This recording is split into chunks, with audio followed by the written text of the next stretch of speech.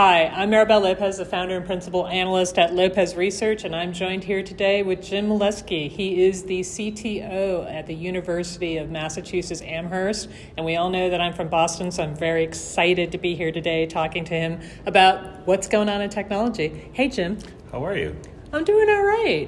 One of the things I was really excited to talk to you about is what are some of the changes that you're seeing in networking? We've been hearing a lot about this concept of experience-first networking. What does that mean to you? So for me, it's the advent of AI and networking's ability to self-heal. And so let me give you an example of that. Previously, we would put up wireless APs all over campus. And when there was an issue, we would get notified that there's an issue. Well, with AI, it uses predictive analysis to actually look at what's going on and adjust the wireless to accommodate issues that are going on in my network. So it alleviates a lot of work for my staff, and they can be used in more productive ways. Yeah, what I like about what you're talking about is I think there's a concept of automation, and that's just sort of routinely automating things, but this has a lot more intelligence in it. That is right? correct. It's actually using machine learning. So the way I like to think about it is it's doing what an engineer does all the time. So my engineers work 40 hours a week.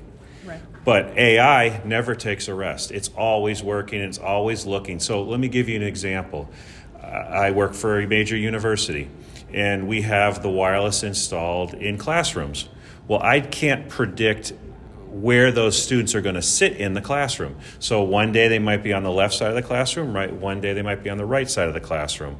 Well, with AI, it's always watching the access points and the wireless, and so it's adjusting itself to the population in those particular rooms.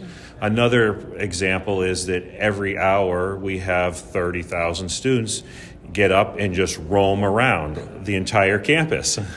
And we can't watch all of them, but with machine learning, you can actually look at what they're doing and be predictive about how they're going to behave.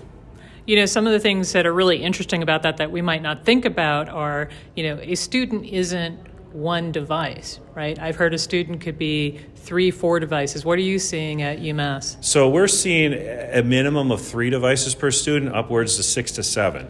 So they're bringing their Xboxes, their Rokus, their cell phones, their laptops, and all different forms of devices. And so actually, every one of those devices works slightly different.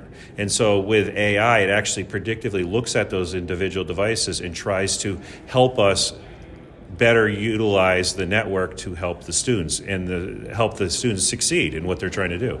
You bring up an interesting point that I want to dig in a little bit on, and that's we talked about intelligence. So what are you actually learning with new AI-driven technologies, and how does that change how you think about the network?